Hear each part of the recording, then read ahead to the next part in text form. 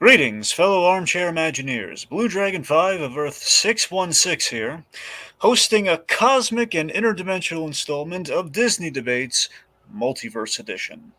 Tonight's odd infinitum of topics: Best Illuminati member, which Walt Disney animated features should cross over, and which human role in a Muppet movie do you recast with the incomparable Bruce Campbell?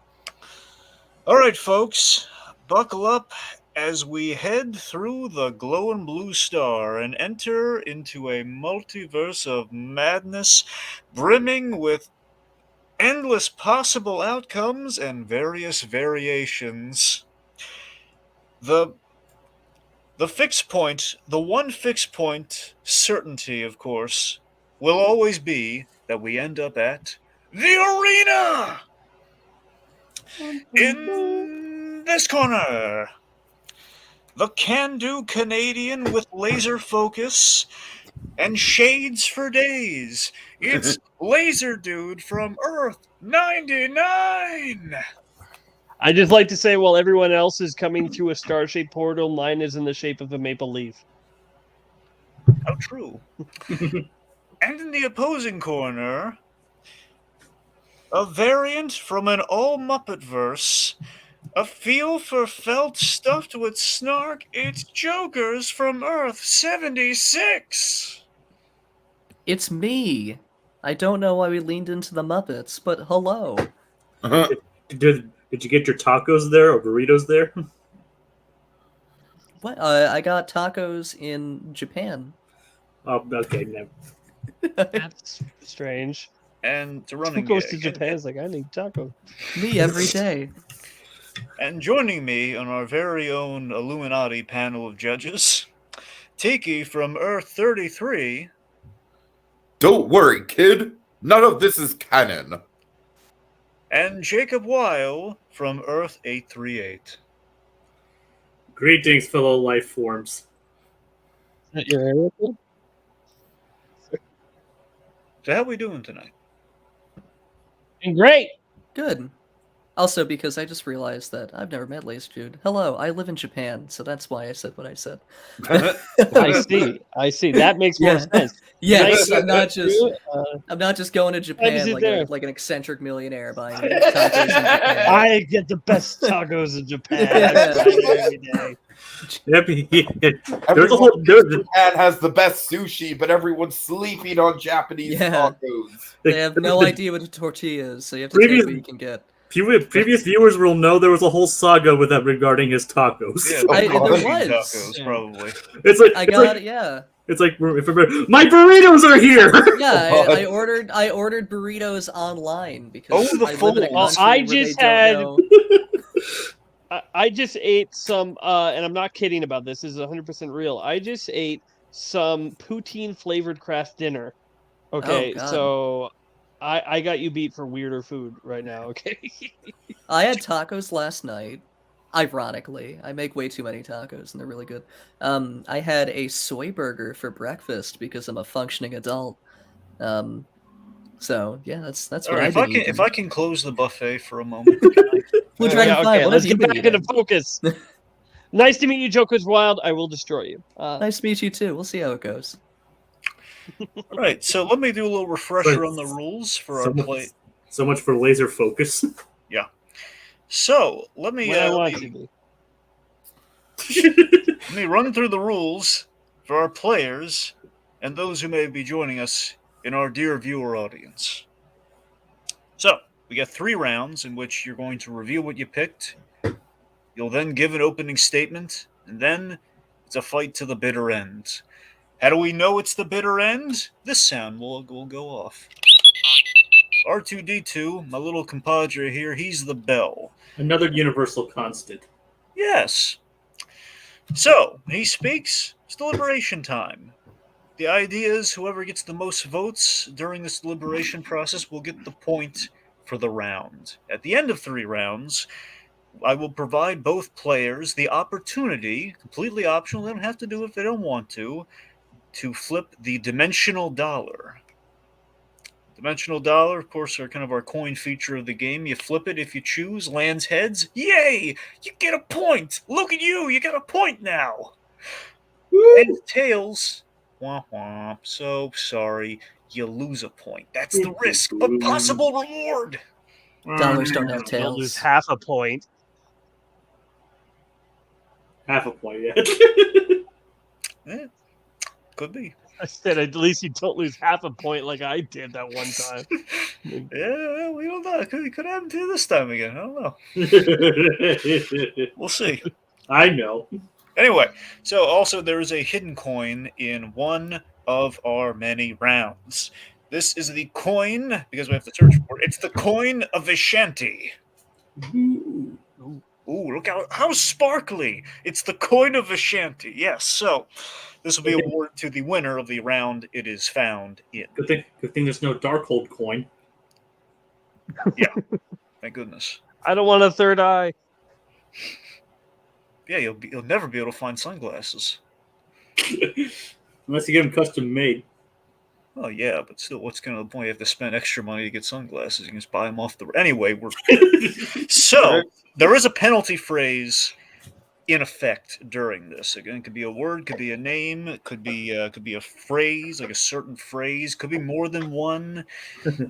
It could be any number of things. So just bear that in mind. Whoever kind of springs the trap first, again, us judges, we could say the words until we're blue in the face. I imagine if we say them frequently, you might catch on, so we're probably not going to do that. But the point being, the moment our game starts, when you say these words, you spring the trap, you will be forced to flip a coin. That's called the Darkhold coin, because Jacob just gave me the idea in the moment here. The Darkhold coin. Yeah, glad I could do that. Coin of the damned, what have you. It's, the Darkhold coin. Regardless, this coin, you flip it, spoiler alert, nothing good's gonna happen. Lands heads. Yeah, it's not good. Lands tails. Ooh, you really don't want it to land tails. I'm gonna warn you that right now. Whatever you do, don't let it land on tails. And you guys should keep in mind, even in between rounds, you are not safe. Yeah, I mean between. I know that for sure. Yeah, trust me. It's you don't want this one to be flipped. Okay. So anytime after the first round, if the word is said, even when in between rounds and you guys are just chatting and stuff, if one of those stuff is said, it still counts. Now Jacob's going to be on the lookout for the words. He'll be listening for the penalty phrase if it is said, and he'll report who said it in the round and when and all that sort of stuff. So he got eagle ears right now. But only once the round is over, or if it's between rounds before the next one begins. So we'll check in with him like the weatherman, or like the telethon guy. So then, of course, after the main round, we enter the speed round, which let's just say usually is chaos, and we will be taking audience questions. So, folks, if you want to leave some questions to be included in the speed round, you are welcome to do so. We'll go back to you once we enter the speed round, especially, and again, we'll take your questions live, and also you will be able to judge speed rounds, as in you get to decide the fate of the rounds that are fought that are your questions. You get to pick who gets the point. Okay. Remember, name of the game, first 5 points wins. Do you understand these rules as I have explained them to you both here this fine As evening? much as possible. Relatively. Now start from the beginning. All right, so there's 3 rounds. Yep. All right, let's move on. We'll go through them again. You guys, is everyone on the same page? Are we all good? Yes. Yeah. Lazerdude? Huh? Yeah? What? Yeah? Okay. Yeah, no, sorry. I'm yes. Okay. Let's go with the randomizer. Let's figure out who's going first. Okay. It's Lazerdude, unless you want me to do Yeah. it again. Wow. No, that's just kind of in the zone, but okay. All right, so Hold on, I'll do it again. Just No. No, we no, don't. it's already been done. You've already hit the button. All right, fine. You killed the ceremony. Okay, You just gotta I'm move on okay now. with going first. I'm Yeah. okay with going first. Let's, Right, so Lazerdude will be going first for our 3 remaining rounds here. So let's get started. okay. Round number Oh, 1. fine. So, Okay. Okay, go ahead. So, Sorry. so a standout moment from Doctor Strange 2 was the Illuminati, which begs the question: who was the best Illuminati member in Multiverse of Madness? So who has what? Lazerdude, what is your answer? I chose the amazing Charles Xavier as the best Illuminati member. Okay, Jokers. I chose Black Bolt. Also, do you know that Michael Jordan fans are the worst NBA fans? I did not know that. Yeah. Lazerdude, opening statement. Well, my opening statement is that Charles Xavier is the best one out of all of these guys because everyone else seems to be very short-sighted. They seem to be not really focusing on the bigger issues at hand. They're just narrow focus. Where Xavier is the only one that is opening up to the more bigger picture and is trying to save Wanda rather than trying to destroy her like everybody else. Okay, Jokers. Yeah, I thought Black Bolt was a really effective, like, character. I think he was a very effective Illuminati member, and, he didn't do a ton, but I think his power was very interesting. I'm also going to preface this in saying that I misunderstood the question. I thought we were talking about it in the sense of the movie rather than, like, as a character. Well, I mean, I am. in the movie. My points will only be movie focused from what we see in the movie. Well, okay. Well, no, I meant like as a cameo rather than like. Okay, what so they just did in the movie. to clarify, the question is just who is the best Illuminati member? That could be like, you know, their contribution to the film. That could be their effectiveness as a cameo. It could be their power level. Okay. Them, you know, so any other. It's like intentionally an open-ended question. So, Okay, that's why I was confused. Your points might be different than my points. It's all in who convinces the judges. Right. No, that's totally fair. I just want to make sure that I wasn't arguing this incorrectly. In that case, I think that Black Bolt had the most interesting characterization in the film. Like I said, he didn't do a ton, but when he acted, it was very memorable. So I liked him from that aspect. We actually finally got like a good Black Bolt on screen. So that was fun. Where I feel like Professor X was just there so they could bring Patrick Stewart back, and so nerds could we're not blab a few times.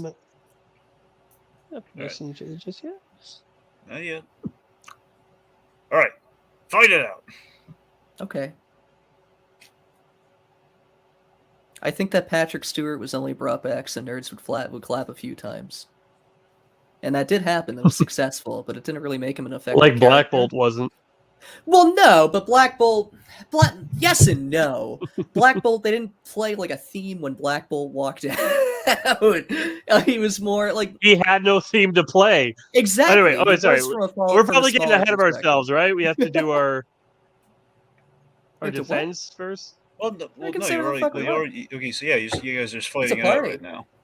Oh, it's just going right now? Yeah, you're fighting right now. All right, well, then let's go the full 9 yards here. What is like Black Bolt gets taken out like the biggest wimp out of anybody. Yes, but he has the most memorable death, and meanwhile Professor X just has his neck snapped. It happened so quickly. Like, we cut to white and there's an 80-year-old man walking through rubble and then his neck gets snapped. Like, he didn't really do anything. At least Black Bolt had a super honestly one of the most memorable scenes for me when he killed Doctor Strange, because it really effectively showed off his powers. It really effectively showed off his characterization, and in literally 2 words it showed how he felt about the situation in general. Where Professor X was just kind of like brooding in the background. Here is the problem, though, with the whole thing with Black Bolt, is that Professor X's death is tragic because what is he trying to do? He is trying to save Wanda. Not even the Wanda that's invading here. He's trying to save the version that has been taken over by this evil Scarlet Witch. And so he's trying to save her. He's in a battle he cannot win, but he's still trying. Black Bolt could have killed Wanda if he just said something, but he just stands there like an idiot waiting for Wanda to make the first move, and he just gets taken out like an utter whip. The most powerful voice, and he does nothing. To be fair, they were monologuing. And also, to be fair, that was Mr. To be fair, Fantastic's when your fault. universe is at stake, who gives a crap? Yeah, but they Or also didn't monologuing realize or how not. powerful Wanda was. The whole thing was about their hubris, which I guess Professor X was Which the one Professor who X wasn't. was the Wit- only one. He was the You're only right, one but he who still did wasn't. nothing. He didn't do anything. He said, "Wow, Doctor He Strange, you're a pretty tried. swell That's fella." the point. I He mean, tried sort where of. Black Bolt stood there Well, he doing certainly nothing. wasn't Here's the biggest effective where a problem man with with Black Bolt telekinesis. in the Illuminati in general. Black Bolt can't debate anything. He can't get involved in this conversation He at can with all. sign language. Well, that's why I'm here Oh to yeah, debate but on when his you're behalf. getting argued by Because he Reed can't fight for Richards and himself, Mordo, so like I'm Black here. Bolt is I'm just here trying their to fight sign for him. languaging. I'm here to lift up the little guy who can't fight for himself. That's why I came to this debate today. Well, here's the thing. Black Bolt could have done so much more, but he's also just without Charles Xavier, Black Bolt would be useless in the Illuminati. The only way he can make any contribution if he telepathically links all their minds. So No, they without very Charles obviously Xavier, no. They very obviously showed Yeah. him speaking sign language, and everyone understood him. yeah, but you think in a tough debate where they're defining the fate of the fate of the multiverse, they have time to look at him sign languaging? No, he's going to get What? run over by the likes of Mordo and all that. That's because- pretty ableist, Lazerdude. I'm just saying, when you're the people who are trying to save like the multiverse and anything, if you are sitting there, everyone else is going to be like, yeah, no, but they we gotta didn't keep know going, what we the gotta keep threat going. was. They didn't know how big the threat was, and then Well, Professor did he X, just and did he then display and any then agency on his own? and then Professor X tried doing something and was killed immediately. Almost, he saw Wanda like hiding in rubble, and then he tried to save her, and then Scarlet Witch snapped his neck. At least Black Bolt. Xavier tried. Black Bolt stood there, did nothing. He didn't have time to speak. try anything, and that was the point. He had plenty of time. No, They he both did lost. not. Oh my god. Okay, Jesus Christ. that's it. I've heard enough. Oh my god, thank you. Okay, just the guys kind of get a little cyclical towards the end there. So it's just, I couldn't say anything. Holy shit. That was a pretty short round. Yeah. just I mean, Oh my I God. don't think we were on track to hear anything new at that point. So we're just gonna so Tiki, Fair enough. where are you leaning on this one? Ooh, it's tough. Yeah, you know what? I think I'm gonna have to go Black Bolt. Yeah. I just think that Joker had a few more good takedowns of Black Bolt, and I feel like Lazerdude got kind of hung up on a couple things. So yeah, close though. Okay, Jacob. I'll go with the Black Bolt too. Okay. I mean, look, I think Lazerdude started like tremendously strong. I think his opening with Professor Xavier was great. You know what? Just for the logic of the argument, I think I'm going to say Lazerdude made the bet. It doesn't matter at this point, obviously. I'm going to say Lazerdude made the better argument. So I was going to cast my stone for him on that one, but Jokers gets the first point. Wow. Good round. Okay. Right. So, round numero uno goes the Jokers. That's 1 point on the board. Now, let's let me today's my birthday. I'm going to check the old birthday card, see if there's any monies in there, see if there's Happy any birthday. Oh, thank you. Tiki, sing the birthday song. No. The So You Want to Be an Imagineer birthday song. No. Okay. So, let me see. Flip it open there and cash, but no coin. Sorry to say. Aaron Cash in your card? Yep. Wow. All right. It'd be funny if someone gave you like 50 cents in a birthday card. See, if you T, did you ever see Girlfriend's Day? No. Yeah, you would. Yeah, there's a Bob Odenkirk coin and cards joke, but I can't really not apply to the situation. $20 in Sacagawea coins. No, exactly. Jokers. Jokers. That's pretty much it. Good. That's That's a pretty good much joke. it. I could be Mr. Show. Well, those actually might be 20 of those coins might actually be pretty valuable though. Jacob, did we get any magic words? The forecast is coming to me. I'm rewinding it in my memory. No. Okay, round two. All right, so fun thing of any multiversal event, the intersect of realities, intersection of realities coming together, and just like you kind of like a meet cute for the ages, one could say, which begs this question: which two Walt Disney Animation Studio films should have a crossover? So, Lazerdude, what's your pair? I decided the pair of Aladdin and Tangled. Okay, Jokers. I did the Rescuers and the Great Mouse Detective. Okay. Lazerdude, opening statement. This question was probably one of the harder ones for me because I had to really think of, in terms of different movies and stuff, how do these characters, whatever characters I put together, how do they get together? Are they in the same time period? If not, do they have access to time travel or any dimension hopping or something like that? Is there a bunch of, like, would their characters mesh well together? And I think the answer for this is absolutely yes. You have parallels with both of the main two characters, with each Aladdin and Finn Rider or Eugene being former thieves who are now in a life of luxury. You have Jasmine and Rapunzel both being people who've been kind of locked away and away from the world and hadn't really. Rapunzel was a more obvious locking away, where Jasmine was more of an entitled life in the castles, but still they were hidden away from the outside world and they had a desire for other stuff. There's so many fun things you could do with these characters. Having Aladdin and Flynn, like, since they're both thieves, like stealing stuff from each other. The horse Maximus could be like stopping Abu from stealing stuff, since Maximus is a truth justice type of horse and Abu is a thief.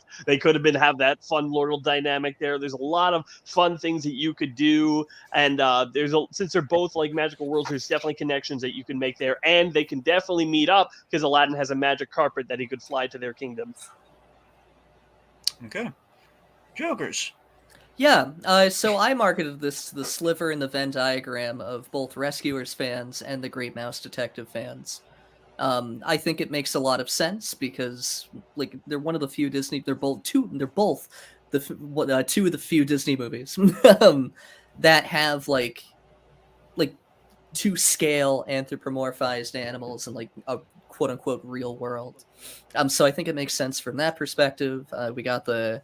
We have like the mystery solving adventure in both properties. So I just think it makes a lot of sense, and like I would like to see it even if no one else would. Okay, let's fight it out. Well, when I found out your thing, Joker, I thought, man, he got the better grouping at first. It like makes You're more right. sense I did. talking, Correct. You can hit the button now. let me explain. Like I was like talking mice things, but then as I thought about it more, I got more confident in mine because, for one thing, how do your characters even are going to meet up with each other when Basil and stuff is in like Sherlock Holmes days in the 1800s, Well, and the it doesn't. Rescuers are in the 90s? So it doesn't have. And it's well, not even like they're in a start, science fiction universe. To be where fair, they they can time start in the travel or anything. 70s, but they don't necessarily 70s, okay, have fair. to be the exact same characters, because the Rescuers is like an operation. It's like a society, so you can True, still keep the true. Rescuers. If you really wanted to like be cute about it, you could have them be descendants. But it's very easy to bring the Rescuers into the Great Mouse Detective world, or vice versa, because they're both like active entities at any given time. Whereas Aladdin and Tangled, I guess it makes sense, but it feels more like an Aladdin TV show crossover than like something that would actually be feasible. Or it feels like a crossover in the sense of Family Guy and The Simpsons, where it seems really out of place, but I guess it possibly could work. I think it very well could work. We've seen Aladdin fly his magic carpet all around the world. Why not meet up in Tangle's? Yeah, but they're still very different properties, you know? Like, I just don't think stylistically they could really work together well. The humors are very different. The designs are a little bit different, but I don't know. It's both very modern humor with Robin Williams' humor as the genie, and like the Aladdin, more pop style of Tangled. But there's Aladdin a little bit more very... parody with Aladdin, but only with the genie. Yeah, I mean, yeah, but Aladdin still had a very specific kind of humor where I feel like the Rescuers and the Great Mouse Detective kind of fit together like a glove, even if it does need a little bit of adapting to make it work, like properly work. Where I feel like Aladdin to Tangled is a much bigger jump, like stylistically, like design-wise, like writing-wise. There's a lot that you'd have to adapt. I mean, they're not necessarily the same time period. Tangled is probably close enough that you could 1700s, where Aladdin's like the 1400s, probably 1300s, even older, maybe. Still closer than 1800s to the 70s. That's 90 But- years. That's very different from 300 years. Anyways, but one of the things that is, it's at the very least plausible deniability of close time period. But the other problem with your show is like, I don't see any scenario where Basil needs the rescuers' help. Like, he's already smart enough on his own to figure out any mystery. Well, it doesn't need to be that Basil needs he already help. It has could be that Dawson. the rescuers need help. It could be that the but then I that the just feel like rescuers need Basil help. just takes it over and he doesn't even need them. And you just described like, what are partial they gonna do? conflict. You just described the first act conflict in a No, I three-act think structure of a I've movie. described the like It's them they're gonna learning to struggle work for the reason. together. What's It's Bernard them- gonna do that Basil can't? It's not a Well, good, exactly. really That's part of the team up. conflict. Bernard has his own strengths. Basil has his own strengths. Basil can learn humility. Bernard can do what Bernard does. He can be Bob Newhart. I don't know what he does. Zsa Gabor can show up Well, because she's then it's there. also their missions are completely different. Basil's always about helping other mice, where the rescuers are about helping young children. Yeah, human again, children. They're again, completely you can different. very easily adapt it. And you can very easily, that could be another thing where like Basil's not used to helping out people, where that could be. I'm just saying that could be an Aladdin and interesting Tangled, their setup. characters work together a lot better, and there's a lot more. I don't relations. agree. I think the magic is a lot heavier in Aladdin, so that would be a little bit different. I feel like Aladdin's a lot less grounded than Tangled is, even though Tangled does have magic, obviously. I just feel like it's more of a jump than the Great Mouse think they Detective and could- the Rescuers would be. I mean, they could pull anything off. We could do the Jungle Book and fucking I don't like Lilo and Stitch. You can do anything you want. But, I mean, you could do, but Lilo and Stitch have like spaceships and stuff to get in each other's time period. As you said, you don't have to use the actual rescuers; they could be descendants. But in that case, well, it's no, not no, no, no, no. really I'm not much of a saying crossover. Well, no, so I think no, it is still a crossover, and I think you're sort of misunderstanding. if they're because- different characters, No, because the two characters like Bernard and oh my god, I forget her name. They're It's not the Bianca. rescuers. Yeah, thank you, Bianca. They're not the rescuers. They're part of the entity, the rescuers. You know. So like yeah, but just because you made like a movie with like a 007 character that's not James Bond doesn't make it like a James Bond crossover sort of thing. It doesn't exactly. No, but it's still the have a rescuers, and it still crossover. has those hallmarks. And like I said, the you can still very organization, not the easily, characters. you can still very easily do Descendants. It's sort of a cop out, but it's been done before. And as long as the characterization is the same, like it's still very very fitting. It would still work. I think it would still work totally fine. Where Aladdin, I feel like there's a lot. There are many more hoops that you'd have to jump through to really make that work.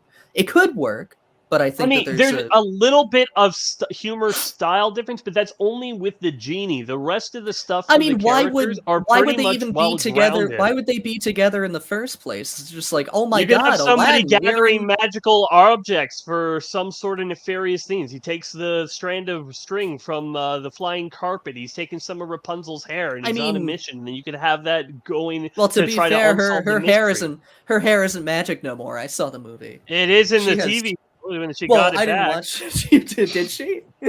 Okay, Yeah. like a Deus Ex Machina. I don't know. I think it's more I'm of a just jump. saying it could. Work. I guess like I But like, don't really who would you use I to don't villain the see Great Mouse Detective? Probably bring Ratigan back, right? No, it could be anyone. It could be a whole new rescuer's adventure where they need to go to London and they need help from Basil. They're already based out of London, aren't they? Then they need to stay in Those would- London and they can help out Basil. Like it's pretty simple. There's a ton that you could do. Whereas like again, like you I could feel say like like there's a magic man, mysterious magic man taking all this stuff. But like that's super weird that like Aladdin and the magic carpet, like part of that's stolen, or like something with the genie happens, and then something in Corona happens, and Aladdin's like, we need to go to Spain right now.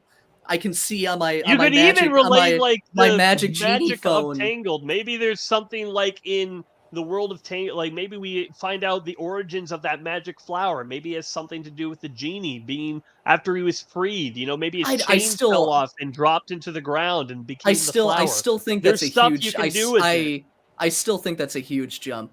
That sounds very it doesn't sound like it would work to me. Where you can go, it just sounds like you're like throwing things together to be like maybe the genie, like he has magic flowers, like all like I'm you're- saying, you're no, like- I it- was just saying he no, could. no, no, It's a I possibility. know, I understand what you're saying, but I feel like you're like crashing two things together, hoping that they'll mix. Like it doesn't I feel just like feel like something. the It doesn't feel characters like would something work that would based- like- naturally mix. Jasmine and Rapunzel, I think, have a lot that they have in common, and I think Aladdin and Do they? Flynn Rider would also have a lot in common. They're both young women who have been trapped inside, felt trapped their entire lives, and then tried to escape. And that Yeah, led but I them mean on the their great characterizations are adventure. still totally different. Whereas Jasmine's very Exactly. Where- They're not the same character. You don't want them to be the Well, same. no, I'm not saying, but I don't think other than that they wouldn't really have much to relate to, you know. And like Aladdin, I guess he's fast talking a little bit, but Flynn Rider's totally different from Aladdin. Flynn Rider's a lot more swashbuckling and a lot grayer than Aladdin is in characterization, you know. I think that also like the supporting characters. Yo, are we done? nope. I'm sorry. Yeah. Okay. Sorry. I All right. can't really hear the beeping, so you'll have to stop me. Oh, sorry really? Sorry about that. It's really loud. That's on my okay. end. That's weird. I think it's just because of the headphones I have on. Gotcha. Now. Okay, well, I'll be sure to make it kind of a firm point, like we're at. Okay, anyway, well, point being, that was the bell. Time to deliberate. Jacob, are you coming down?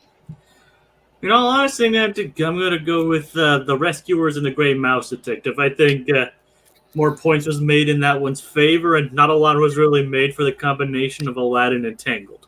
I'll tell you, I was really in Lazerdude's corner at the top of this. I was going to sound like deja vu from the last round, I know, but just go with me on this. It's the fact that, again, Lazerdude's killing it with the openings so far. Lazerdude made the really good point about, yeah, these characters have a lot in common. You could do this, and this. And I think just over time, though, Joker's just kind of wore the argument down and just kind of basically pointed out, like, I mean, would there really be that much beyond the initial sell? And I think ultimately, yeah. Honestly, where Lazerdude really lost me, like when I was like, oh, this isn't kind of losing my support of Lazerdude here, is when the Magic Flower did a lot of damage to me. The Magic Flower thing, that's really like we're really desperate to try and link these together, like the Magic Flower. I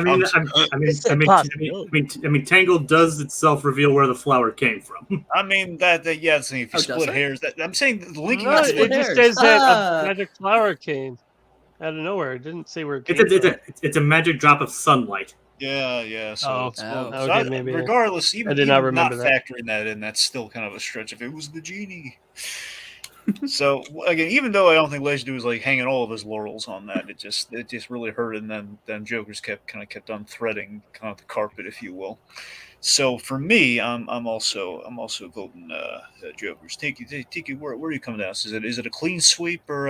Yeah, I kind of had the same reaction you did. I thought the opening statements made it pretty clear that there was a lot more to work with Lazerdude's options, but I feel like Joker's argument was kind of like death by 1,000 cuts. He kept getting in like little jabs, and I think to me the big thing that killed it was like right off the bat when he said that it felt like a TV crossover, and I'm like, oh damn, he's right. And technically, Aladdin crossed over with Hercules in the TV. That was awesome. Right, that was awesome. Yeah, so. Yeah, so again, to put in Dark Knight Returns terms, it was like just the right kind of cut above the eyes. They kind of like lost his way, the blood kind of going down over the sunglasses. All right, so that's two. Joker's has two. All right, let me check the old trusty payphone here because inaccuracies be darned. So we're gonna check the old payphone here, and oh my God, there's some loose change. It finally paid off. We got a coin. Wow. Is that actually the coin? Well, let's find out. Okay. Okay, so I'm gonna have to like actually switch to the tab, and if it's not the coin, I'm gonna be mildly annoyed. I've got to tell you. All right, well then let's not go any further with it's not the coin.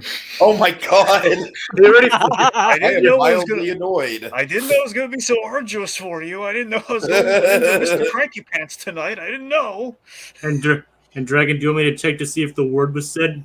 I'd love it if you could do that, Jacob. Well, too bad it wasn't. Okay. So that brings us to round number 3. So one of the highlights of any Sam Raimi film, I think many will agree, many will attest, the wonderful Bruce Campbell. Of course, was in Multiverse of Madness in a very memorable, very fun role as Pizza Papa. And it just begs the question, like the one thing I've never seen Bruce Campbell in, the one kind of franchise I've never seen him interact with that I've always wanted to see him interact with, still do, would be the Muppets. So this begs the question, if we go back in time, which human role in a Muppet movie should have been recast with Bruce Campbell in that human role? So, Lazerdude, what have you, sir? Long John Silver from Muppet's Treasure Island. Okay. Jokers. I picked Tex Richmond from Sam Raimi's The Muppets. I think he also would have been a good host. He would have been a good guest in Ned. Yeah. I feel like the Jack Black scene would have gone very differently in the Sam Raimi version. Actually, I almost said that Bruce Campbell should replace Jack Black, but Jack Black's too famous, so I didn't want to do that. I was kind of honestly, I was hoping for. It'd be funny if Bruce Campbell was playing Jack Black. That would be funny. I told you, I'm not finished putting on my balls. Honestly, I was really kind of pulling for. Imagine him as Nick Holliday in the Great Muppet Caper as the Charles Grodin character. I almost chose that too. I was so close to doing that. That I'll or explain Steve why. Would make a mean. Maybe this is not substantial enough of a role to make a compelling argument for, but the Steve Martin cameo in the That Muppet would be perfect. movie. That would be a perfect Yeah. role for Yeah. him, though. That would anyway. Less what ifs, more Campbell. Okay. Just a couple things I want to highlight. First of all, Jacob, just my God, man, this might be one of the single best thumbnails you've ever made. No, thank you. I love the Kermit logo. I love the text. The photoshopping is great. Just wonderful job all around. No, thank you. Yeah. All right. So, by the way, Tiki, before we go any further, any comments you think we should chat up? I mean, there have been comments. Let me roll through some of them. I've just been trying to keep them at a brisk pace here. Aid March says, need rescuers crossing over with the Aristocats. Ava Gaborception. It is Ava Gabor. I said Jaja. Yeah. He also says removing Tim Curry for anyone as Long John is a crime. So, we'll see how you argue that, Lazerdude. Okay. I thought there was a really good comment at the beginning of the video. Nah. What? I thought there was a really good comment at the beginning of the video. Okay. Yeah. Well. I don't think so. Atomic Also, Beast is this where you got the Michael Jordan? Yeah. That's hella weird. I have no idea who that person is. I don't either. I mean, welcome the Universe Galaxy NBA. If you're an NBA fan, yeah, the Golden State Warriors just fucking won. Yeah. Wow. I don't know I just what figured that it was a spam bot. I'm sorry. I'm just happy the Oilers one are time continuing that I in can the get excited NHL about playoffs. sports is when the Golden State Warriors win. Unless It's Michael like the one Jordan's- time I can go all douche bro about sports. Unless Michael Jordan's like playing golf or interacting with Looney Tunes, I don't really care that. To be fair, if I were to sit down and actually watch a sport, I would take basketball any day of the week. It's way more engaging than any of the other sports. Anyways, I digress. Hey, hockey! Come on. Oh, that's Hockey's fair. really bad. That's fair, Lazerdude. That's fair. Live hockey is a lot of fun. I actually went to a couple of Blue Jackets. Basically, games. anything where it's not just like endlessly setting up plays. All right. I'm an air hockey man myself, but we're gonna move on. Oh, I would watch an air hockey. Can you I guys would hear watch me? televised Yeah, air Jake, hockey. yes, If that Jake. was a thing. Yeah. Go in. All right, I was just making sure you guys could hear me because you guys have been talking over me quite a Yeah, bit. no, Yeah, that's, sorry, Jacob. no, it's just poor manners. Okay, so Lazerdude, dazzle me with an opening statement. You know, when I thought of which one for the for all these guys needs to be Bruce Campbell, I considered Tex Richmond, but then I thought, you know what? Bruce Campbell needs all the scenery to chew on. Sorry, I shouldn't be going against it, but I think he needs all the scenery to chew on, and this role as Long John Silver would be the role to chew on the most. He would have the most fun with it. He would be like so fun. Like there's moments where Long John Silver is punching Muppets, and I would think Bruce Campbell punching some Muppets would look so much more real and stuff. And there's also almost a perfect Bruce Campbell reference already there. Yeah, you might not notice. I just watched Treasure Island for this so I could get in prepared. But there's a scene where Long John, where the native pigs come out and they're like, "Oh, we'll get you." And Long John Silver shoots his gun at them. Is like, "Oh, you have boom boom stick. Come on, you got to tell me that Bruce Campbell said this is my boom. Shakalaka to you." It's basically already there. Anyway, that's why I think it would be great. Okay, Jokers. Prepare to be dazzled. I think Bruce Campbell's pretty cool. I think he would. No, I think. So I think Tex Richmond works really well for Bruce Campbell because Bruce Campbell, he can play sleazy people very well, and so I think that this type of character works for him. It's just ridiculous enough for Bruce Campbell that I feel like it would fit really well with him, like with his acting abilities and what he's known for doing. There isn't really as much slapstick as I would like from a Bruce Campbell casting in a Muppet movie, but I think this is the best fit for him. Okay, let's break out the felt and fight, man. So I think where I think- your Oh, go ahead. I think Yeah, go ahead. no, I think where your choice really kills itself is that you're removing Tim Curry, and I don't say that from I don't say that as like a Tim Curry is God like type thing, but I just think Tim Curry is so perfectly cast in a Muppet Treasure Island that I feel like it's a huge disservice to remove him for Bruce Campbell.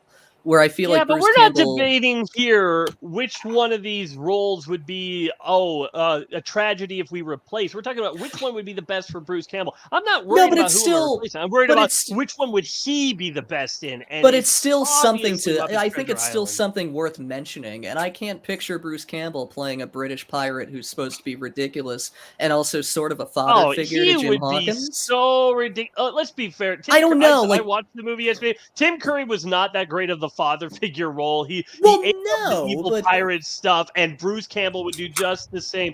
There's so much stuff that I he think- would just do. Like, can you imagine just him singing along with everybody? It was so. I think where Tex Richmond falls apart is Bruce Campbell is used to playing the jerks, but a rich tycoon that doesn't Yes. feel like a Bruce Campbell. Well, it's Why not- Bruce Campbell it's is not the just- jerk of the loner? It's the not weird just guy, a rich tycoon. not the rich. It's a tycoon. sleazy person. I can't picture Bruce Campbell playing a British pirate with an accent. You know, like I feel like doesn't he need has to a do an very accent. Who cares? None of the other puppets do British accents. well. I mean, but it's Nobody's kind gonna of care in a important. It's Muppet kind of movie. important for Long John Silver. Does he have to do a especially- Texas accent to represent Chris Cooper's character? It's kind of it's more believable than a British accent coming out of Bruce Campbell. It makes more sense. Like obviously Tim Curry did a British accent, but so did all the other human actors in Muppet to be Treasure fair- Island, I But believe. to be fair, Tim Curry actually is British. Well, no, that's what I'm saying. Like, of course he did a British accent, but it's just a different Yeah, it's characterization, like- right? It's just a different characterization where I don't feel like it would work quite as well. Like, I think I don't it know. would It's work just great because like there's so many scenes where he has to like overact and like Tex Richmond it's a nice role. It'd be great, but it's not really a lot of overacting. The only real overacting yes, it is. It can scene absolutely. he has it absolutely is the a lot rap. of The overacting. rest of it is all a little muted, basic evil stuff. Well, where- that's just the way where that with- Chris Cooper played it. Bruce Campbell can very easily overact it. I think it's a role that's not necessarily meant to It be just is overacted, not but it as but much it wide benefits. opportunity as Long John Silver, though. Not It as much of a benefits wide from opportunity. overacting. Whereas Long John Silver, again, I just don't think it fits Bruce Campbell very well. Like it's a very specific I think it does. character. I think It's a very specific character, a very specific characterization, and it's I don't know. It's just I feel like it needs this this very certain kind of bombastic quality to it that I don't think Bruce Campbell Oh, has. you Or he think does. Bruce Let me Campbell's finish. definition Let of me bombastic? let me finish. He Okay, doesn't okay, have okay. it in nearly the same way that the character really calls for. Like Bruce Campbell's more bombastic in like an over the top, like slapsticky kind of way, where I feel like Tim Curry really played it kind of straight to a degree, and it really benefited from that. Where I don't know, I just don't think it would There's work no quite as well. I slapstick don't. opportunity for Tex Richmond. Like the most is No, he gets hit by a no. bowling ball in the end credits. Yes, Where there's that. in With Long Bruce John Campbell- Silver, there's a lot of fighting of Muppets and stuff, which is That's not really just right up slapstick. his That's just alley. him hitting Muppets around. And at the same time, And like, it'd be it's really fun. like at the same time, I mean, anything could be fun. At the same time, Tex Richmond is ridiculous enough where it'd be really benefit from a portrayal from Bruce Campbell. Like it's ridiculous in a grounded way, where Long John Silver had a menace to him, despite it being a more funny movie, despite him having a funny characterization. He did have some level of menace to him that I don't think Bruce Campbell could really bring in quite an effective way, as he would with Tex Richmond. I think that there's just so much that he could do with the role, especially like with like the scene. There's a scene where the Muppets turn against him, and then he has to convince them that they're going to burn in hell if they don't make him captain again. And I think he would just act the heck out of that. He would play it up so much. It'd be so much fun. I think but even again, the like, rap I thing with Tex Richmond would just be kind of mundane. I don't feel like that's a Bruce Campbell type of humor with Bruce Campbell rapping. I don't think that for that scene that you specifically mentioned with the mutiny almost happening, like I can't picture like smooth talking Bruce Campbell really doing that in quite as an effective way as Tim Curry, because again there was like a level of menace to that characterization where it made sense that he'd be able to A, lead a bunch of pirates, and B, win them back through promises and also through threats or like intimidation. Or I don't feel like Bruce Campbell can really do that as Tex Richmond. It makes a lot more sense for Bruce Campbell's Bruce Willis might make more sense. That's a very different question.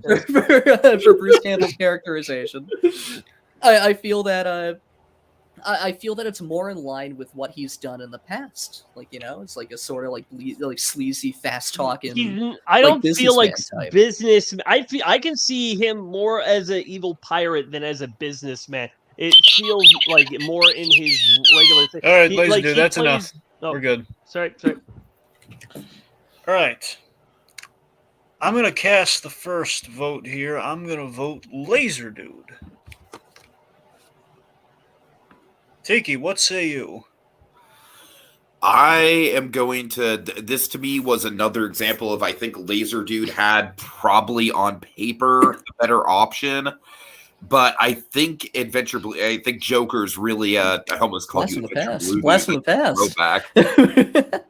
I think Joker's had better arguments as to like why Tex Richmond fits the Bruce Campbell mode better than Long John Silver. I think and honestly, just the fact that Long John Silver is such a main character, it doesn't really like Bruce Campbell kind of feels like it should be a little bit more I don't know, so I'm going with Jokers.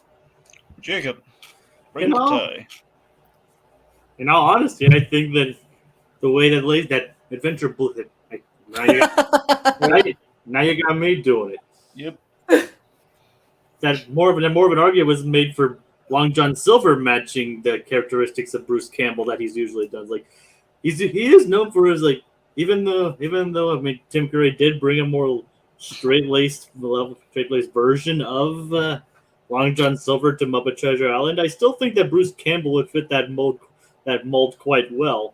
Like I said, especially considering he can match the zany antics of the Muppets. Not that obviously Tim Curry couldn't, but I think he would match that well. And not that he wouldn't be able to do well with Tex Richmond. I think the fact that it gives him more to do with Long John Silver, and I think more of an better argument was made with that one, so I'm going to cast my vote for Long John Silver. Okay, so that is Lazerdude. We're going to get swept. So that means... I just want to say one thing, biases aside. I literally cannot picture Bruce Campbell in that role. Like at all? Fair enough. Literally at all. I physically cannot picture him playing. You know what? It's funny. I'm kind of happy to see this issue. Well, I mean, I've seen him literally dressed as swashbucklers before, who are basically pirates. Well, that's fantastic, without the but hat, I literally cannot picture him playing. I'm saying he's literally been pictured as something like that, just without the hat. No, I'm sure. It's more based on the strength of the argument. I'm not arguing. Just genuinely, I cannot picture. You're just asking. Honestly, honestly, I'd rather have Tim Curry any day over any of them. Well, yeah.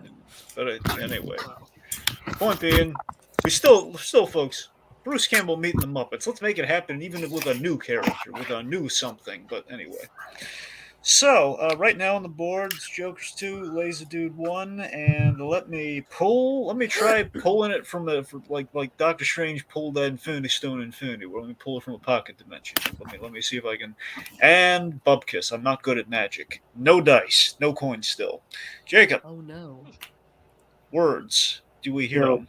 No. Still no. Okay, crickets in the air. Summer night. Okay. Sorry, I don't have one of your usual lengthy monologues prepared. Yeah, so it's time for the dimensional dollar, the coin that we do know where it is because it's round 3. Players, do you feel like flipping? Is anyone feeling lucky tonight? Huh? Lazerdude, you, sir? I'd wait to see Joker's response before I No, decided. you have to pick first though. Oh, Yeah, I have to pick first. Then no. I know. I just got my point. I can't risk it. Okay, Jokers, feeling lucky. I don't usually feel lucky, so no. Okay. No, All right. sir. All right, so now we enter the almighty speed round. So, in the almighty speed round, here's the way it works. We have 30 seconds on the clock for you, followed by a 15-second rebuttal. We will be open to audience questions. That's right, viewers. I'm talking to you. So, folks, if you want to throw them some questions, ideally Disney-related questions, could be any of the tiers of Disney, could be related to Marvel, Pixar, Disney, Marvel, Pixar, traditional Disney, live-action, animated, otherwise, Or even Fox. or Fox. That's right. Or, it's Star Wars or what have you. Any questions you have, ideally with a multiversal theme, but you don't need to, just keep it Disney. Throw us some questions. You get to judge who makes the better argument for your question, who gets the points. So just bear that in mind. We have one pre-submit question from somebody, which we'll get to momentarily. Again, This is basically the real meat of the debate. Yes, this is where this separates the boys from the men, so to speak. This is very much like, again, it's a race to 5 points, and it's a race at an even to fast heel, one could say. So, first to 5 points wins. Do you understand these rules as we enter the speed round? Yes. Yes. Okay. All right. Speed round question number 1. Oh, my head's spinning. You know why it's spinning? Because it's a wheel question. Going to the wheel of Disney. Wow. So here's how this works. Spin the wheel, win an answer, and then you get a question. So whoever won the last round goes first. Well, they have to decide. Who do you want to spin first or not? So that means Lazerdude, would you like to spin first or second? I'm spinning first. I didn't spin first last time, and it Okay. fine. Let's see what answer Lazerdude's going to get. Jim Hawkins. Jim Hawkins, how appropriate given the theme of last round. Treasure Planet. Yeah, okay, so Jokers. Okay. Treasure Island as well. Okay, we're going to see what... I would choose Treasure Does Planet. Lazerdude have to argue the Muppet Treasure Island version of Jim Hawkins? Let's find out. Actually, no, that's specifically for animation. So yes, animated, yes. Tiki, can you pull up the Restaurants Around Me wheel? The what? They had a Restaurants Around Me wheel at the bottom. Oh, God. Well, it probably wouldn't be around you in Japan. It might be. Who knows? It's probably going to be all vending machines or something. It's all gentrified now. Mirabelle. Mirabelle from Encanto. This is good. This is going to be an interesting question. All right, so now that you have your assigned answers, here is the question to answer with the assigned answers. So, inspired by Sweet Pete from the Chip and Dale Rescue Rangers movie, which animated Disney hero would make the best crime boss? Crime what? Crime boss. Crime boss. Crime boss, yes. Okay. So, Okay. Lazy's going to be arguing Jim Hawkins, and Jokers will be arguing Mirabelle. Okay. Oh, God. So again, 30 seconds on the clock. I honestly feel like there's pretty solid solid arguments for both of these. As if it were by design. So, Lazerdude, whenever you start speaking, the clock goes. You have 30 seconds. For Treasure Planet. Well, for Jim Hawkins. Jim Hawkins is probably the only Disney character that's probably received training on how to be a criminal from Long John Silver himself. So him moving into a life of crime when he gets older, he was already a rebellious thief. He was already a rebellious character in his younger days, and now he moves into following his mentor, Long John Silver, being a crime boss. He's very spry, he's very young, very athletic. Growing up he's probably ripped, he's probably intimidating, he's probably very, very... So it's just like, it's an easy leap in logic to see how he would become a crime boss.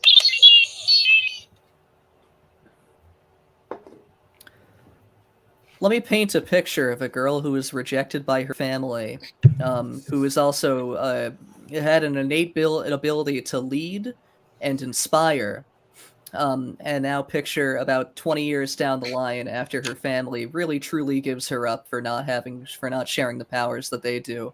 She turned to a life of crime in Central Colombia to become the female Central American Narcos in this essay. No, I think it makes the most sense because she has the leader ability and the drive.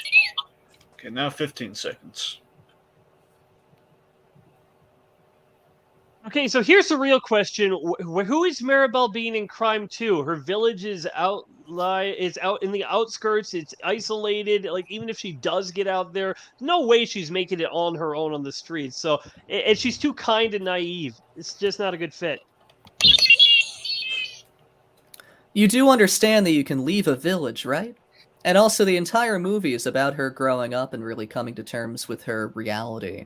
Whereas Jim Hawkins actively rejects the pirate life. For him, it's not for him, in fact.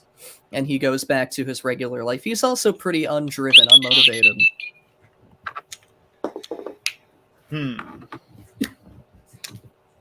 All right. You know what? I didn't hear enough against Jim Hawkins in the end there, so I'm going to give the point to Lazerdude. So it's 2-2 right now. Okay.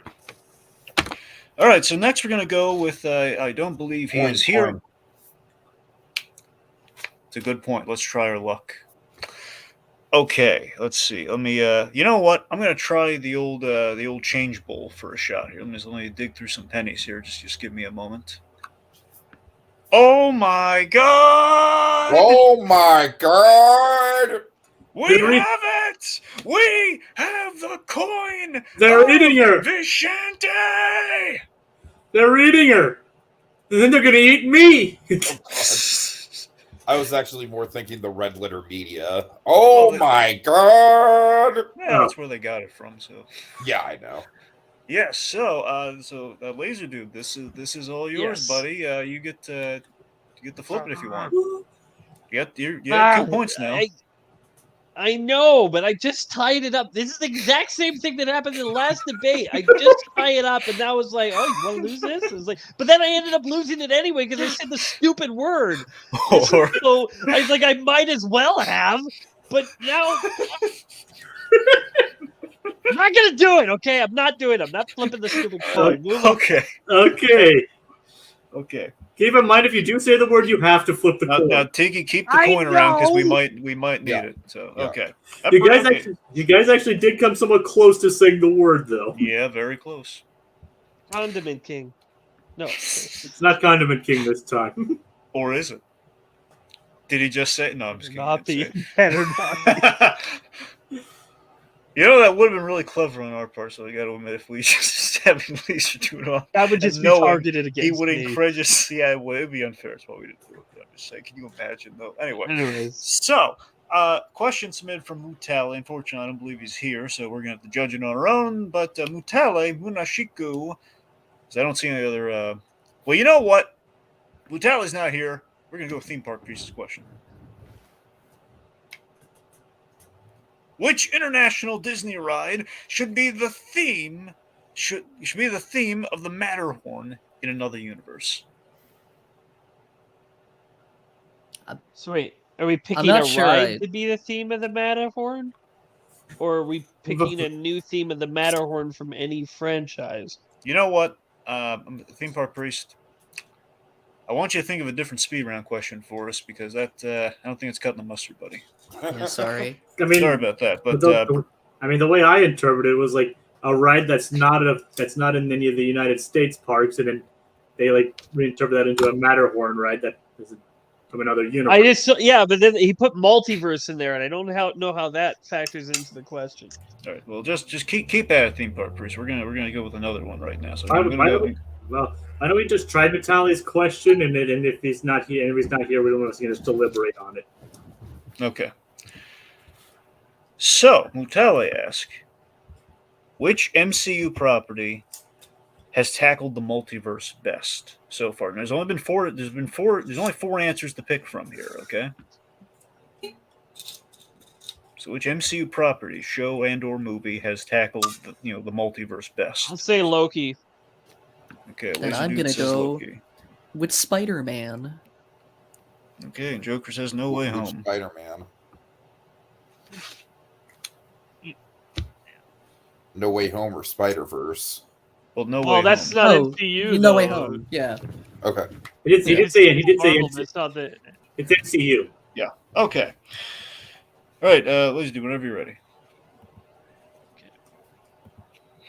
We've had a lot of multiverse stuff, but Loki is the only show that actually explains how the multiverse works. It goes into the detail on how people prune the multiverse and try to stop it from spreading out. It answers the questions on what it is and how it comes to be. It sets it all up. And all of these other movies would not have felt as natural if it wasn't for Loki setting it up pretty well. They show how a person can hide in the multiverse and the different layers of it. It's just the best version of it. It sets up the entire future, and it just does well.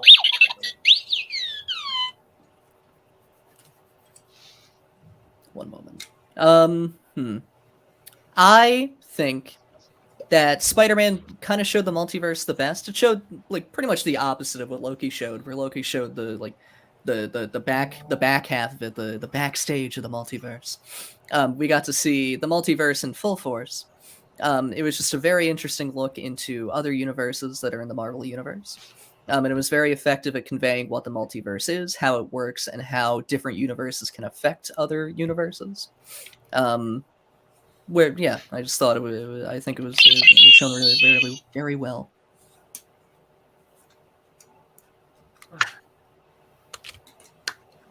I think the biggest problem with the multiverse setup in No Way Home is because it doesn't fully think it through. There's times where it's like, oh yeah, I'm gonna make everyone forget that Peter Parker is it, but everyone in their universe will remember who Peter Parker is just because we don't want to erase it from everyone. It didn't think it through. I mean, it might have plot holes, but it's still very effective. Meanwhile, Loki, while really cool in like the universe of Loki, it still hasn't really shown anywhere outside of that movie. We've had all this multiverse stuff going on, and we've never seen pruning. We've never really seen anything effective outside of the property. Okay, Tiki. Again, Mutale's not showing up, so I'm going to give it to you to judge this round. I'm going to go Lazerdude. Okay. I think he gave more specific examples and he sounded more confident in his wording. All right, Lazerdude has 3 on the board. Jacob, did you hear anything this round? Actually, I did, but not from the contestants. Yeah, that's what I figured. Yeah. Okay. All right. Well, literally something that I just said. Might have been.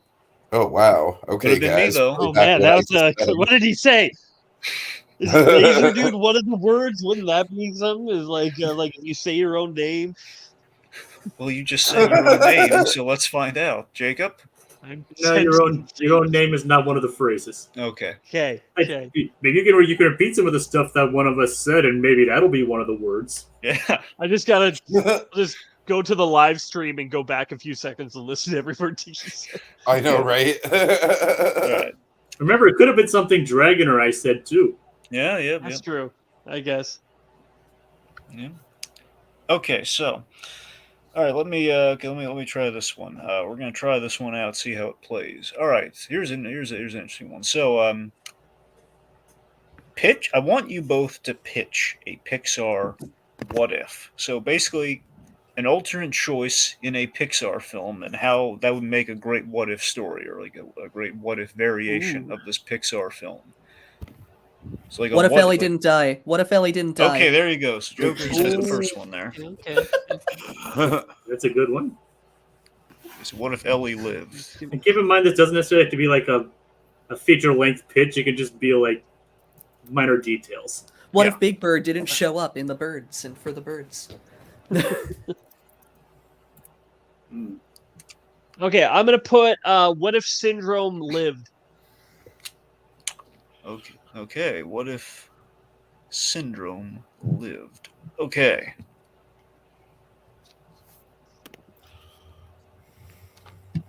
Am I going first? Because Yeah, I'm quick, whenever right? you start. Okay. Yeah, No, whenever I you just want to start. make sure. Up now becomes a wonderful movie about a married couple learning to live with their aging bodies. They are still very close. They still love each other dearly. And eventually, after saving for years, they are finally able to take their dream vacation to Paradise Falls, where they view it safely from the tourist viewing platform and return to their hotel. And then they go back, and Carl silently passes in his sleep. Wow. Okay. You somehow Okay. managed to turn the ending of Married Life even more depressing. Okay. Here we go. Here. I'm impressed. All right. Let's. Imagine the scenario where just before Syndrome gets stuck into the jet, he hits himself with his 0-point energy and shields himself from the explosion. Now he's out on his own. He's on the run. His assets are frozen. He doesn't have anything to do. Where does he turn to? How about the villain in The Incredibles 2 who wants to destroy supers? Who else now wants to destroy supers? Syndrome. And he provides her with the tech and stuff that she needs, or helps her make it. And now it's a villain team up. It's a big reveal in the last act. It works. While it would be fun to bring Syndrome back, it sounds more just like fan service than it does an actual like poignant story. Meanwhile, Up, as still under the same title, is a beautiful, relatable story about love and loss.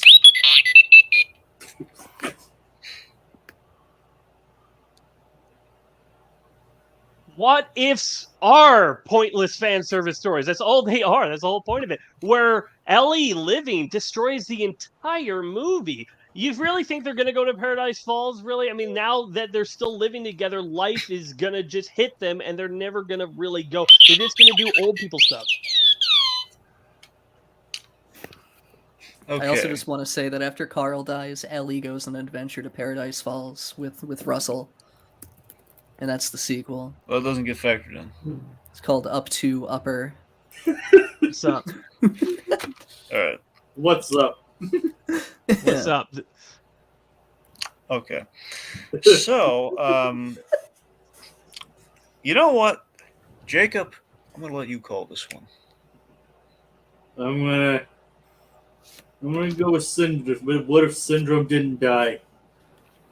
I mean, I like his whole mainly what won me was the point of the what if point. It's like the what if is kind of pointless fan service. I mean, it kind of like tied into the whole especially like the whole comics aspect of it as well. I mean, it's what ifs is because maybe a lot of it was fan service or just looking at something from a different perspective, and like seeing Syndrome interact with Screenslaver would actually be quite an interesting take on both those characters. So I'm going to go with that one. Okay, I'm gonna go with something a little timely for two things that happened in May, just to get it in there. Okay. Which Guardian? Wait, hold on. The point it's now 4-2, right? Yeah, it's 4-2. Yeah. This Okay. could, this is if Lazerdude gets this next one, he wins. Otherwise, it's, No one said the As long word. as I don't get the flipping word. That is a good question, Jacob. Did anyone say the word? Unfortunately, not. Yeah, afraid not. Oh no. Yeah. I don't think it's gonna get said. Honestly, I really don't. Mhm.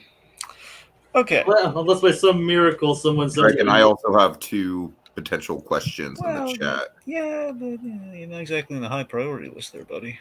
I do like the second question. Thank you. It's just weird enough to work. I mean, not bad. It's just I was hoping someone else. Oh no, might you're throw right. It can be, speed run. No, I get you. it can be a bonus question. Yeah, I mean, sure. Yeah, if you guys are up for a bonus round, we could absolutely use one of Tiki's. Yeah. All right, so we I get have it in. Yep. Time. All right, so okay, so just because this was timely with May stuff, okay, inspired by both Cosmic Rewind and Obi-Wan, which Guardian of the Galaxy should Din Djarin, aka Mando, encounter? Who should he encounter?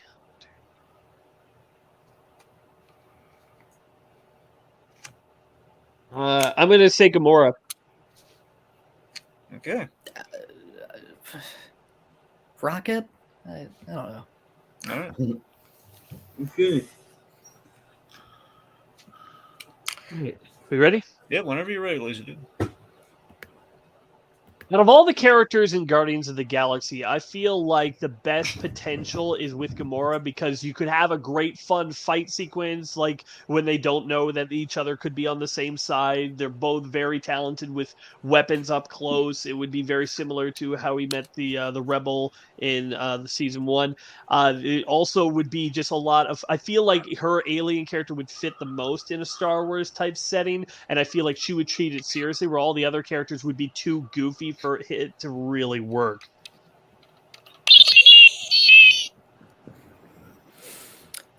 I feel like the Mandalorian could use a little bit of levity. A lot of the side characters just kind of stoic big boys with guns, or big women with guns. So I think it would be fun to have someone with a big gun who is a small boy and also pretty funny and pretty over the top.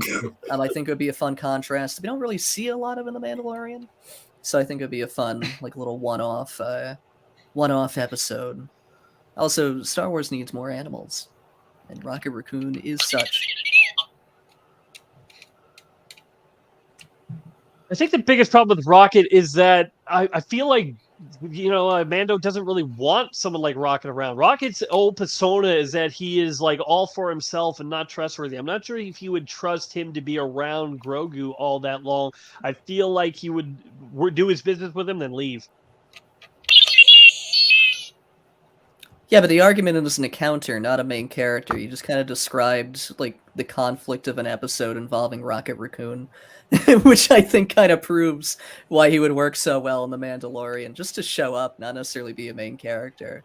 But I don't know. Gamora just reminds me of other characters who've shown up. Okay, I'm gonna cast the vote for Jokers. Hey. All right, so let's go with yeah. All right, so we're going to go with Tiki's question. We're going to go with which Disney film should be adapted into a Broadway show by Julie Taymor? Who's Julie Taymor?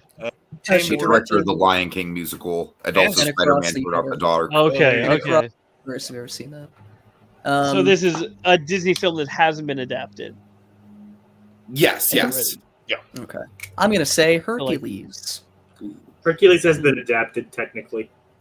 What? Tiki. Not into a Broadway show. Well, it's been adapted into an off-Broadway show. Well, it's in production, isn't it? I haven't seen it. I mean, honestly, I'm friends with Rob, and I haven't really heard of that. But whatever. Princess and the Frog. Okay, Jokers, you want to think of something besides Hercules? If I have to, fuck. Give me a minute.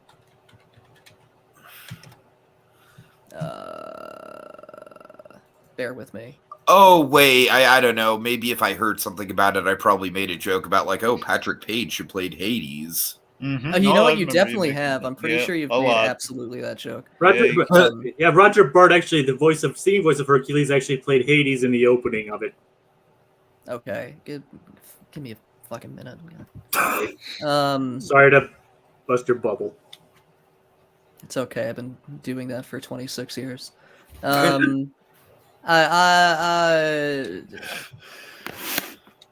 I had it, then I forgot. I'm gonna do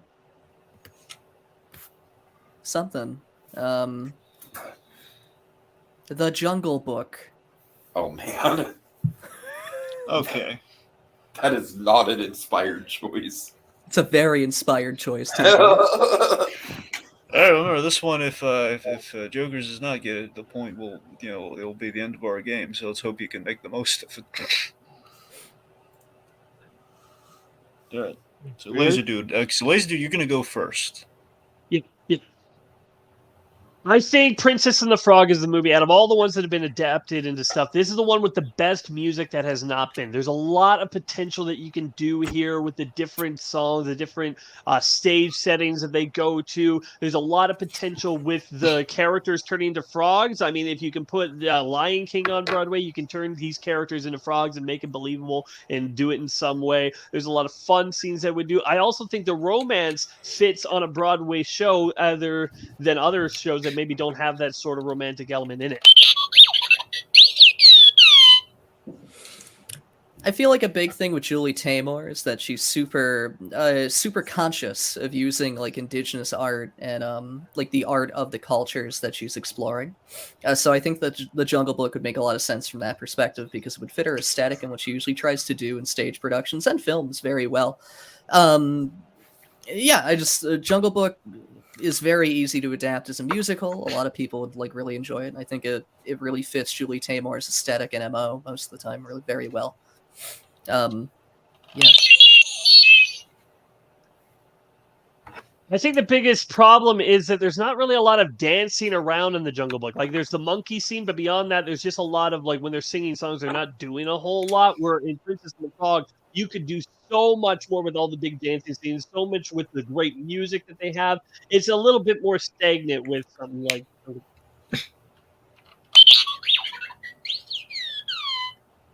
Baloo literally sings does half a song dancing. There's a lot more dancing in Jungle Book than you think. Meanwhile, Princess and the Frog, I just don't really think fits something that Julie Taymor would do. It'd be interesting to see her try to adapt it, but I don't think it's something that she would actively want to really pursue. Yeah, I think Joker's understood the question a lot better, so I'm going to give it to him. Okay, all right. So that's and it's not that this will disqualify him from the point or anything, but technically there is a Jungle Book play in production. Jesus fucking Christ! It's right. All right, so it's Are there tied up literally right. any Disney musicals that aren't in production right now? Great Mouse Detective. Robin Hood. Okay, Robin Hood would actually be kind of fun. I would Black buy Cauldron. Robin Hood. Sword in the Stone. Oh dear God, no! Wreck-It Ralph. the Aristocats. Home on the Range. Yeah. I would vibe with Home on the Range too, and you know I would. Fun and Fancy Free. Oh God! All right. All right. Anyway, Oh, that was all right. The Reluctant Dragon. What about Pete's Dragon? What about Pete's Dragon? Okay. What about some of those behind the scenes features where they? all right, enough. Can't wait for that Alice Comedies musical. Oh God! Sorry. Enough with I'm the actually kind of musicals. surprised they've not tried to do Wonderland. 4 to 4. All right, it's all tied up. The next point wins. And Ooh. believe it or not, guys, still no word. Yep, not in the cards. So, what animated Disney TV property should get a movie set in the Rescue Rangers universe? Ooh. As in, like, the new movie that came out, as in the whole hybrid of live action, all different animation styles, but in a meta context, as in they are actors who did their TV shows. I haven't basically seen we're the following a movie, different so I show. don't really know Oh. who was or was not. No, maybe we shouldn't. Okay, maybe we should go with a different question then. I feel like it's just like I feel like the Broadway one. Like I was out of my depth. I don't know anything about it. Well, and do you I wanna feel go like for I would this one? be missing the joke. Personally, no. Okay. All right. Okay. Let me go with a But- simpler one. But Yeah? I shouldn't be allowed to veto everything. But maybe I get one. No, I understand with And the Broadway Joker thing, gets though. one? That was clearly one where you were kind of out of your element, and Joker wasn't his element. So It's all right. It's all right. I'm not saying we should discount his point. He got it fair and square. But Yeah. I just don't want to lead into something that I'm not. prepared at all. Jacob, what do you think? Should we go with the Marvel question, the other another Muppet question, or an attraction question? We have to do a Muppet speed route question. All right, Okay. Yeah, we haven't had a Muppet speed round. Yeah, that's a prereq. Oh, we Yes. had a main round.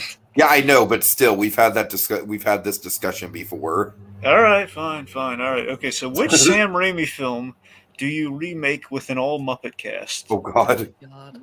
Which Sam Raimi film do we? Sam remake Raimi film, with any all- film Sam Raimi's directed. Oz but the Great and Powerful. Don't shut up! Don't me say pull up his- anything. I'm Let me pull up sorry. his filmography. Give me 1 second. I mean, he's directed several obvious ones. You're right. But what I'm else gonna has he done? do one of the few movies that I think would just have the most potential. I'm gonna say Army of Darkness. Okay, Lazerdude is Army of Darkness.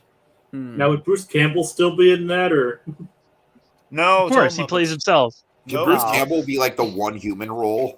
Okay, Yeah, I'll tell that's you what I feel like. Okay, fine. Because Bruce Campbell can be the only human role, but everything else is Muppets, though. Fair enough. But here's I'm the gonna thing, say- though. Bruce Campbell can't play Ash, though. Ooh, that's. You play badass. I don't know about that. All right, Can he play fine. Ash, Campbell's the playing- brother of Ash. Fine, Campbell is playing the same characters he plays. In the You know movie. what? Actually, here I'm gonna take mine back.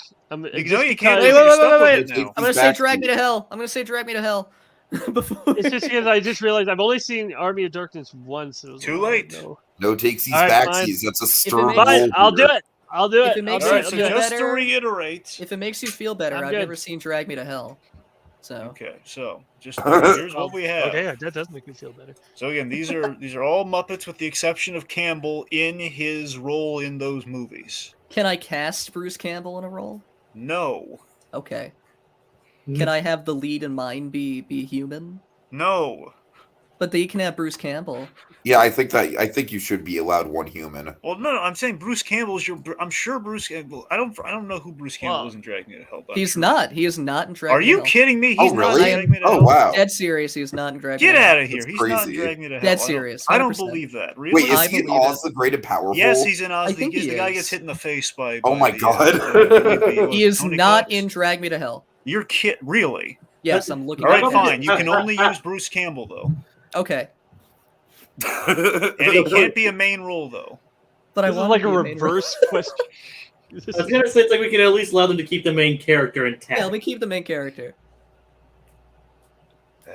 How It'll about be fun. Trust me. Trust me. Oh, It'll be there's a fun. lot of semantics with this, guys. It'll be really fun. This Trust is- It me. was It's just the become one. very- Bruce Campbell. He's throwing Drag Me to Hell. No one picks Drag Me to Hell. This is I picked all. Drag Me to Hell, This is goddammit. all over 90 seconds of actual debate. I have a good hook. All right. All right. Lazerdude, whenever you're ready. I think Army of Darkness has the most potential for comedic scenes. Like, you imagine the scene where Bruce Campbell says to Miss Piggy, "Give me some sugar, baby," and she throws a handful of sugar in his face. There's a thing where he's like, "That was just pillow talk, baby," and the pillow's there, and he's like, "I didn't say anything," and then he runs away. The good bad Ash, the bad Ash being a Muppet, and then Bruce Campbell has to punch a Muppet to death. That has a lot of comedic potential there. The book talking to Bruce Campbell, now it doesn't just bite him and now talks to them. It's just perfect. Okay, picture this. Alison Lohman, who plays Christine Brown, is the main character in Drag Me to Hell. And then she rejects a something like a mortgage payment from a gypsy played by Bruce Campbell. And then all the demons are Muppets trying to drag her to hell. And the hell is just like this Muppet hell of felt and foam. And she keeps getting attacked by all like these weird like monsters and different Jim Henson things. And then at the end she gets dragged down into the Muppet Show. The Muppet Show is like the seventh circle of hell. She's just getting pulled down your hair. It's the Muppet Show. Starring Christine Brown. All right, he's going overtime. He's All going right, overtime. it's Right, right, right. over. Don't consider that. I just thought that was funny. Here's the big problem. Nobody's heard. I haven't heard of Drag Me to Hell. Like, so I don't really know what it's about. And so I feel like the biggest problem is like, why would they do a Muppet movie that says hell? Darkness is, not necessarily a nice word, but they could do Muppets Army of Darkness. Doesn't sound too scary. Muppets Drag Me to Hell sounds terrifying. So I forgot to mention this initially, but there is going to be a title change. It's going to be called Muppets Drag Me to Felt. It'll be very different, nothing to do with hell. Army of Darkness is fine, but I think it's weird having the third movie in a franchise be randomly about Muppets. Where Drag Me to Hell can be very popular and is a big cult film. Jacob, call it. Why do I have to call this one? Because somebody was rather insistent on a Muppet speedrun question. Well, to be fair, I was insistent on it too. No, I'm saying he was also insistent in the planning process, so we ended up on this question, so Jacob bears part of the blame. So Jacob, call it. This is for all the marbles. I know. I think I'll go... Campbell's waiting for his check right now. What the hell? I'll go with Army of Darkness. Okay. I should have won for Drag Me to Felt alone. That was good. I'll give you that. Honestly, look, I think if you would have expanded on the whole the Muppet Show being the seventh circle of hell, I think you would have had something. I literally thought of that in the very last second. It's like there are 9 circles of hell. You play them. No, I just at the end. At the end of Drag Me to Hell, she thinks she escapes, and then she gets pushed onto train tracks or something, and all these demon hands come up and start dragging her down to hell. And I want them to be Muppet hands, and you hear Kermit the Frog. Welcome. Yeah, I was hoping you were going to pick something like Dark Man, but Drag Me to Hell. It's like there are 9. There are technically 9 circles of hell, and one of them is just randomly Muppets. Mm-hmm. Yeah, it's the Muppet Show. Well, that's the best circle. Lazerdude. That was a lot closer than I wanted it to be. Lazerdude, I challenge you, sir. I challenge you. Yes. Which MCU character would be the best Survivor player? Let's do an exposition round. Exhibition round. Exhibition. Thank you. Oh, Black Widow. Yeah. You're going Black Widow. Black I'm Widow, going Scott 100%. Lang. You go right ahead. All right. You go first. Dragon, you're judging this one. Black Widow would be the best one because she could hide. She could literally hide underneath the big personas. You got Tony Stark, who's like, "Oh, I'm the ultra strategic player," and then you got Captain America, who's like, "I'm the honorable player that will just win in challenges." And both of those would clash at each other. And here's Black Widow just floating along into the middle until she stabs them both, knocks them out, throws them to the side. She is going to be the cold-hearted player. She knows how to think strategically. She knows how to strategize. She knows how to work all her angles. She is going to be. We've seen her in Civil War work both with Captain America and Tony Stark. She knows how to work both sides. She's the best. I think Scott Lang is the ultimate unassuming Survivor champion. You look at him, he's not the best in challenges. He's not going to be the most strategic, but I feel like he's got enough strength. I feel like he's got enough smarts, and he's worked with criminals. He's worked with heroes. He can adapt to all kinds of different moral situations. And just his social game would just be absolutely on point. It would just carry him. Here's the problem. Scott Lang could very well get taken to the end as a GOAT. If he's with anybody who played a better strategic game than him, nobody is choosing him over anybody else. Where I feel like Natasha could make an argument just about anybody, could beat just about anybody in any fight. So honestly, I don't really think Natasha has the social game to win Survivor. I think she's definitely got the physical and the strategic game, but I think personality-wise, she does come across as cold to some people, especially in high-pressure situations, where Scott Lang, his defense is making jokes. Like, that would warm people up to him. All right, let me see. I gotta admit, it's kind of close because I heard a lot of really great arguments for strategic arguments. I feel like this is the most into Survivor you've ever been, and I forced your hand. Let's not get too braggadocious about that. Anyway, yeah. So I've let's see. Well, I guess there's more of a strategy argument for Black Widow, but then again, I'm trying to divorce myself from it because obviously I'm a sucker for Ant-Man, but I don't know. I did hear a lot of. Scott Lang's the underdog does kind of sell me, and from what I understand, Survivor is all about kind of that sort of thing. Usually, the underdog wins, I guess. So I'm gonna say I'm gonna go with Scott Lang. All right, Scott. Okay. Thank you for indulging me, everyone. So, yeah. And still, no words were said at all throughout this entire What was game. the word? What was the word? We actually, believe it or not, we actually had 3. Yeah, we Oh, had 3. geez. None of them were said. It's like the one that you actually said, Tiki, was Spider-Verse. Oh. Oh, Yeah. Okay. And in other words were Kingpin and Nostalgia. nostalgia was the one for when I was. No, wasn't it? No, never mind. None of the words were said at all. But I think as a bonus, Dragon can say what would have been the punishments. No. I'm not gonna say those. Okay. I'm keeping those for another day. Okay, Yes. I set you up for nothing then. Yeah. Oh, Joker, it was very, very wait a fun minute, wait. debating you. Way to deflate it, Dragon. This was the was most very, serious very debate close. I've done. Usually it's just Pergron and I shitposting. But I take this serious. I take this for real. All right. Oh dear, my Facebook notifications are going crazy. Dragon, get us out of here. Well, we've reached the end of our merry, marvelous game, but until next time, we have more stuff to debate. I want to thank you lovely folks for tuning in, and I guess anyone tuning in posthumously. We got Aid March, we got Theme Park Bye. Priests. How would they tune in after they're dead?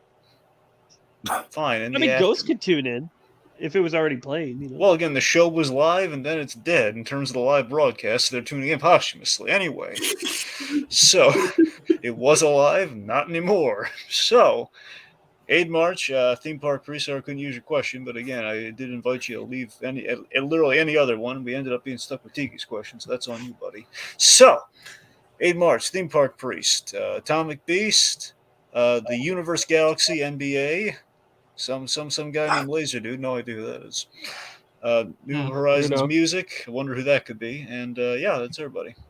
someone with very good ideas. Yay! Once in a blue moon. Okay.